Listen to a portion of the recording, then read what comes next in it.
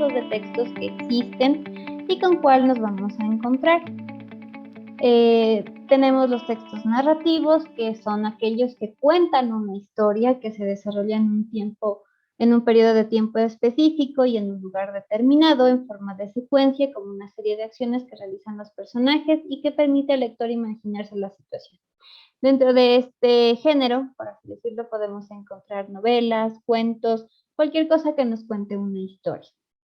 También tenemos los descriptivos, en los que se realiza una descripción de algún tipo de elemento concreto. Puede centrarse en diversos fenómenos, podemos hablar de personas, de situaciones, lugares, animales, objetos, etc. Y prácticamente es eso, una descripción de esa cosa que nosotros estamos hablando. Por ejemplo, tenemos ahí la imagen de un perro y el texto descriptivo sería: es un perro grande, de color negro azabache, su pelaje es abundante, tiene las patas largas y robustas, sus orejas son muy largas, su hocico afilado, en la frente tiene una mancha de color blanco, en su cuello hay una placa en la que podrás leer su nombre. También tenemos los textos expositivos, que son aquellos que expresan conceptos o hechos de manera objetiva, sin reflejar opiniones ni sentimientos del autor. Se utilizan principalmente en ámbitos académicos y científicos. Bueno, ¿qué serían? Los expositivos siempre nos va a hablar de una materia, por así decirlo, específica. Tenemos, por ejemplo, la imagen. Nos está hablando de uno de los espectáculos más populares en las ciudades romanas eran las luchas de gladiadores. Los gladiadores eran esclavos, con frecuencia enemigos capturados en el campo de batalla. Siempre combatían a muerte, pero aquellos que caían vencidos después de luchar con valor podían salvar su vida si el público lo solicitaba.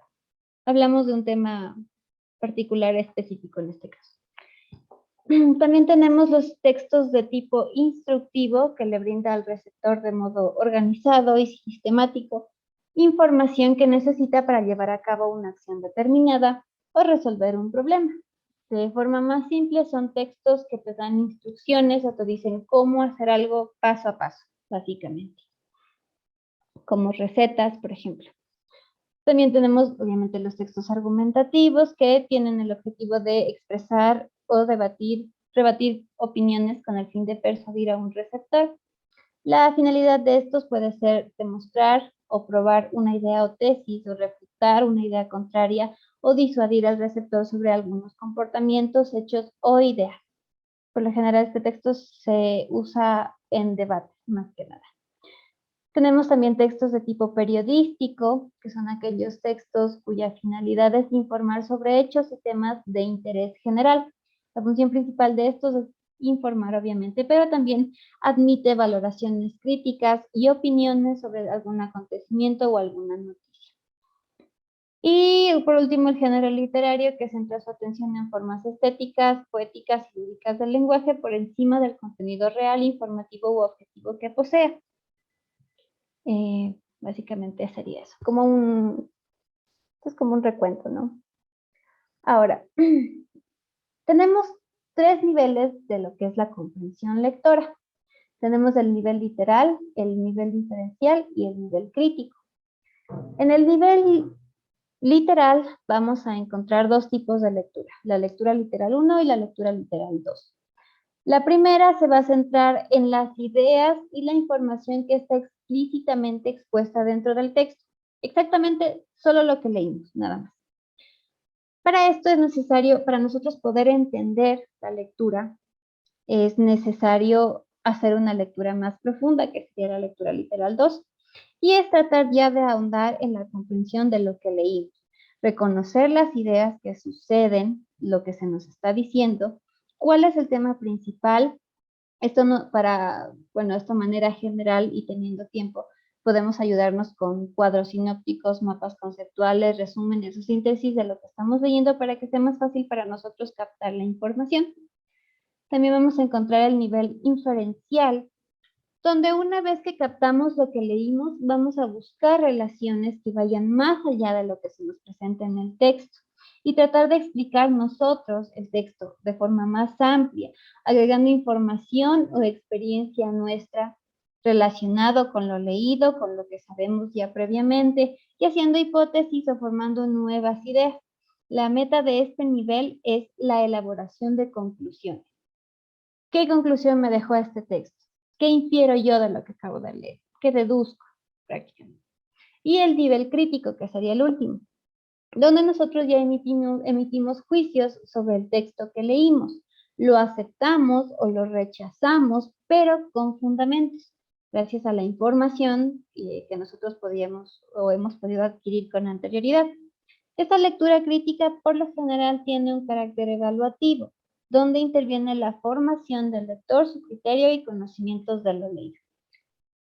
Nosotros básicamente nos vamos a quedar en el nivel inferencial. Este nivel crítico es ya para personas que tienen conocimientos más específicos sobre ciertas áreas que les permite hacer estas críticas y fundamentar si aceptan o rechazan el texto que leyeron. Entonces, las preguntas que se nos van a presentar a nosotros en razonamiento, por lo general, vamos a tener que leer, vamos a tener que comprender, interiorizar lo que estamos leyendo y llegar a la deducción que se nos va a pedir al final, en este caso. Vamos a ver la segunda parte de esto para empezar con los ejemplos.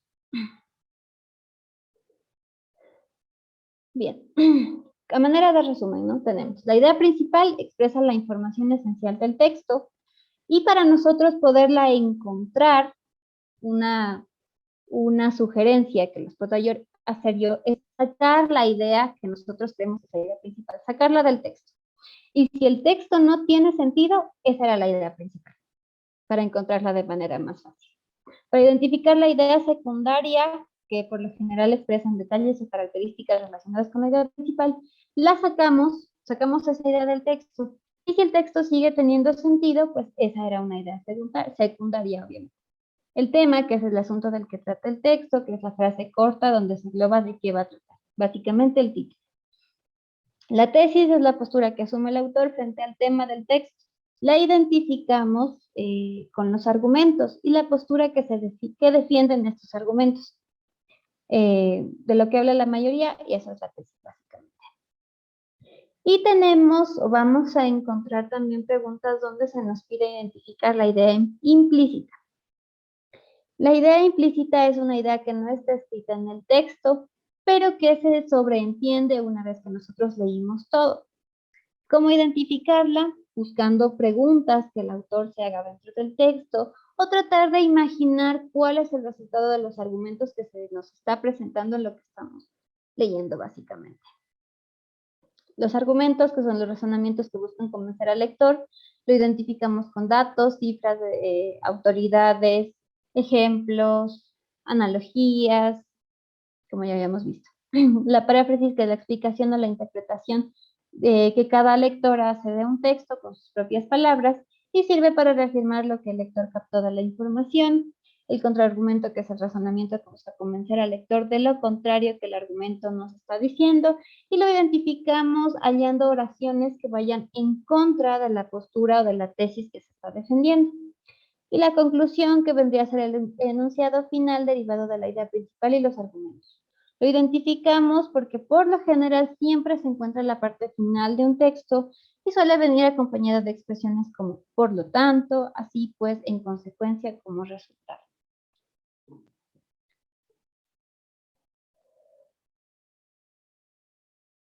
Ahora, es probable que, bueno, como ya vimos anteriormente, se nos pida organizar un párrafo. Y bueno, básicamente tendremos que identificar las partes principales, que son la oración principal, las oraciones argumentativas y la oración concluyente, que son las que se forman. Los párrafos, como características, decimos que es la unidad mínima de un texto, siempre va a comenzar con una letra mayúscula, se localiza generalmente entre dos puntos apartes y desarrolla una idea particular de acuerdo con diversas organizaciones posibles, como en este ejemplo. Tenemos la idea principal de este párrafo, que sería el renacimiento, Fue una época que se caracterizó, y entre otras cosas, por retomar elementos filosóficos, artísticos y culturales del mundo clásico, especialmente de Grecia y Roma, teniendo en cuenta, esta sería una idea secundaria ya, teniendo en cuenta que uno de los mayores intereses del Renacimiento era la búsqueda del conocimiento. El mundo antiguo se presentó como la mejor opción para que los primeros renacentistas se basaran en él, pues era la mayor fuente de conocimiento que había hasta el momento, dado que con la Edad Media gran parte de ese saber se había olvidado o perdido. Esta gran influencia grecorromana, que ya empezaba a sentir en el tiempo de transición que vivió Dante, se encuentra claramente con el séptimo círculo de la Divina Comedia, pues en este aparecen recurrentemente elementos clásicos que tienen una gran importancia para el desarrollo de la obra, que sería prácticamente la conclusión. En esto no voy a ahondar mucho porque no es relevante para lo que vamos a ver, pero en esto sí. Los métodos para descubrir ideas implícitas y explícitas. Hay dos métodos que se utilizan en la comprensión de textos, son el inductivo y el deductivo. En el inductivo vamos a aplicar un conjunto de datos que nos permitan llegar a una conclusión, es decir, vamos de lo particular a lo general. Y en el deductivo vamos a partir de una información general para llegar a una conclusión de hechos particulares, de lo general a lo particular, básicamente. ¿Cómo vamos a hacer esto? Para identificar la idea principal explícita, como vemos nosotros, las características son que puede ser una afirmación o la negación de algo, es autónoma, es decir, sola, tiene mucho significado en este caso, y sin esta el texto carece de sentido, y siempre, o bueno, dentro del texto se va a destacar como una especie de jerarquía. Por lo general, las ideas principales siempre se encuentran al inicio de un texto. Es poco común encontrarlas a la mitad o al final, casi no. Las estrategias para identificar esa idea principal serían, por ejemplo, tomar en cuenta la palabra que más se repite dentro de todo el párrafo. Esa palabra puede ser un objeto, una persona, una situación que gira alrededor de todo el contenido del texto. Todo el tiempo nos vamos a estar hablando de una cosa en específico. Esa sería nuestra idea principal, explícita. Una vez que la identificamos o identificamos la palabra, es más fácil darse cuenta qué oración es la frase principal del párrafo y cuáles son las secundarias que estarían relacionadas con la principal. Y una de las cualidades básicas de la idea principal es que engloba o es global porque encierra todas las demás frases y se la considera como un resumen del resto. Ya habíamos visto una técnica que es quitar esta frase y ver si el párrafo queda como incompleto o no tiene sentido. Esa sería una forma. Otra forma de comprobar la idea principal sería leer una por una las frases restantes del párrafo y antes o después de cada una de estas repetir la que nosotros consideramos que es la idea principal. Si la elección es acertada, cada frase se relacionará de un modo natural con la idea que nosotros escogimos, formando ambas un todo lógico y coherente. Va a tener sentido lo que estamos leyendo. Y para identificar la idea principal en caso de que ésta esté implícita, cuando no la encontremos de forma literal en el texto, es pensar en todo el texto como un recuadro. Y vamos a pensar que todo está dentro de una caja. Y hay un grupo aleatorio de cosas que van a ser los detalles o las ideas secundarias que se nos presentan. Vamos a sacar cada idea secundaria de la caja y vamos a intentar averiguar qué es lo que todas estas tienen en común. Una vez que descubrimos el vínculo que existe entre cada una de las oraciones secundarias, podemos inferir cuál es la idea principal que no está dentro del texto. Vamos para esto a leer el texto detenidamente. Vamos a preguntarnos qué es lo que tienen en común cada uno de los detalles que se nos presenta en el texto y en nuestras propias palabras tratar de encontrar el vínculo común entre estos detalles y el punto que tiene el autor sobre este vínculo. Y vamos obviamente en este caso a señalar cuál es la oración que consideramos nosotros es la idea principal en este caso. Vamos a hacer un ejercicio. ¿Quién me ayuda? ¿Quién está por aquí? Jonathan, veamos, ¿cuál será la idea principal implícita en este texto? Buenas noches, profe, ¿se me escucha? Sí, sí, te escucho. Adelante. La idea implícita me dijo. Sí, la idea implícita. Chuta.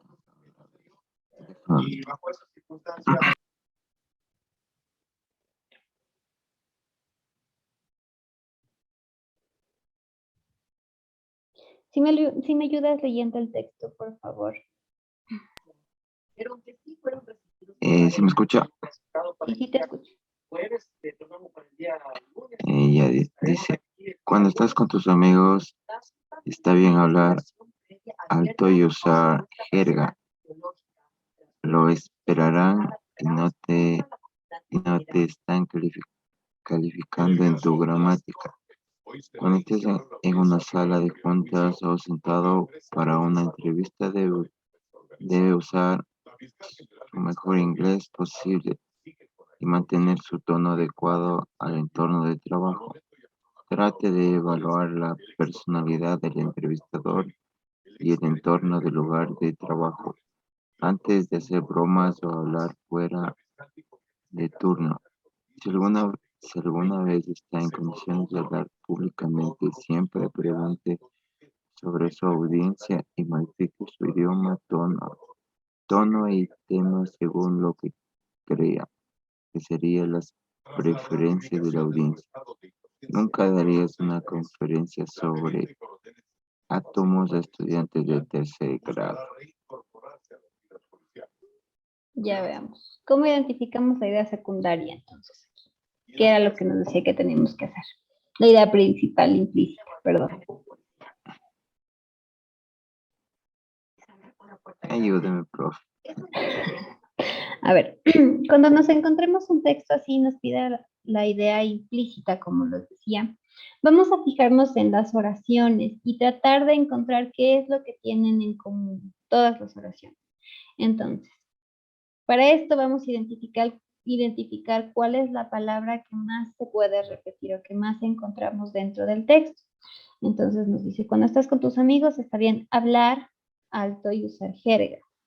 Lo esperarán y no te están calificando en tu gramática. Cuando está en una sala de juntas o sentado para una entrevista, debe usar su mejor inglés posible y mantener su tono adecuado. Trata de evaluar la personalidad del entrevistador y el entorno del lugar de trabajo antes de hacer bromas o hablar fuera de turno. Si alguna vez está en condiciones de hablar públicamente, siempre pregunte sobre su audiencia y modifique su idioma, tono y tema según lo que crea serían las preferencias. Entonces, ¿qué palabra encontramos que se repite dentro del texto de forma más constante?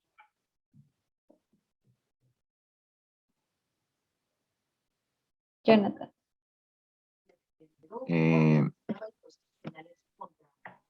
A ver, dice, ¿qué palabra? ¿Qué palabra se repite? Yo le vi tono, diría. Hablar, profe. Ya, sí, se repite tono y hablar. Entonces, si estamos viendo que se nos presentan dentro de las oraciones que están aquí situaciones y siempre esto nos hace referencia al tono con el que vamos a hablar, vamos a decir que la idea implícita principal de todo este texto es usar un lenguaje adecuado al hablar, dependiendo de la situación en la que nos encontremos. Eso sería tratar de inferir la idea principal. Si se nos presentara aquí las opciones de respuesta, esa sería. Usar un tono adecuado al hablar dependiendo de las situaciones en las que nos encontremos. Por eso esta conclusión de aquí, por ejemplo, nos dice, nunca darías una conferencia sobre átomos a estudiantes de tercer grado, porque obviamente estamos hablando de algo de lo que ellos no nos van a entender. Eso sería básicamente identificar una idea implícita. Pero esto creo que no. Bueno, esto como para que lo tengan presente. Ya vamos a hacer ejercicios de esto para practicar un poquito más, que sea un poquito más fácil de entender. Es cuestión de práctica, más que nada. En este caso, también es importante saber los tipos de texto según la intención que tenga el autor. Para esto vamos a ver el narrativo, el descriptivo, el expositivo y el argumentativo. En el narrativo, la intención que tiene el autor es de relatar hechos que le suceden a los personajes. Para identificar este tipo de texto, siempre nos vamos a hacer la pregunta, ¿qué pasa? Y el texto nos va a responder a manera de historia lo que pasa. Por lo general encontramos en novelas, cuentos, noticias, y el tipo de lenguaje que se utiliza aquí son verbos en acción. Los verbos en acción, por ejemplo, son estaba caminando, salió, cuando nos indican que una persona está haciendo cosas. Tenemos también los textos descriptivos, cuya intención comunicativa es describir esto, como son los objetos, personas, tiempos, lugares, sentimientos, etc. Responde a la pregunta de ¿cómo es? Por ejemplo, ¿cómo es la mesa? ¿Cómo es el paisaje? Por lo general se encuentra en guías de viaje, novelas, cuentos y diarios. Y el tipo de lenguaje que se utiliza aquí es la abundancia de adjetivos. Todo lo que nos permite a nosotros describir algo. Tenemos el expositivo, que decíamos que explica de forma objetiva los hechos o algún tema en específico. Responde a ¿por qué es así? Y estos textos por lo general los encontramos, o su mayoría, en libros de texto, en artículos de divulgación científica o en enciclopedias. El tipo de lenguaje que se va a usar es claro y directo, y muchas veces también se va a usar un tipo de lenguaje más técnico, con palabras específicas relativas al área en el que se expone o se describe este tema. El argumentativo, que defiende ideas y expresa opiniones, responde a ¿qué te parece? Y por lo general se encuentra en artículos de opinión o críticas de prensa. Y se usan mucho los verbos dentro de estos textos. Ahora, para identificar la intención del autor o, por ejemplo, definir, en este caso, es importante saber esto para identificar las ideas implícitas. Sí es un aspecto importante identificar qué es lo que nos quiere decir el autor, y se nos hace un poquito más fácil tratar de entender qué es lo que nos está queriendo decir. Y para eso tenemos que analizar cómo está presentada la información y cuál es el contenido que ésta posee. Vamos a ver si es que pretende informarnos de algo, darnos una noticia, eh, para entretenernos, o también para enseñarnos algo, para persuadir, para convencernos sobre alguna posición o idea, como ya habíamos visto anteriormente. Aquí tenemos algunos tipos de textos y el propósito que estos tienen. La anécdota, por ejemplo, entretiene, la biografía informa, el ensayo persuade, la noticia informa, la descripción también, el cuento entretiene, la encuesta y la receta médica también informan, la infografía también, artículos de opinión tratan de persuadir, los reportajes, las recetas, los afiches informan, los poemas entretienen, la reseña también informa y la historia te entretiene. Esto como conocimiento general más o menos para que sepan qué tipo de texto va en cada categoría. Aquí tenía un ejemplo de un texto expositivo, en este caso, que nos habla de los flamencos, que son aves gregarias altamente especializadas que habitan sistemas salinos, de donde obtienen su alimento, compuesto generalmente de algas microscópicas, de invertebrados y materiales para desarrollar sus hábitos reproductivos. Las 3 especies de flamencos sudamericanos obtienen su alimento desde el sedimento limoso del fondo de lagunas o espejos lacustres salinos de salares. El pico del flamenco actúa como una bomba filtrante. Por ejemplo, ¿cómo sabemos que es expositiva? Porque nos está dando una información bastante detallada sobre los flamencos, su hábitat, lo que comen, etc.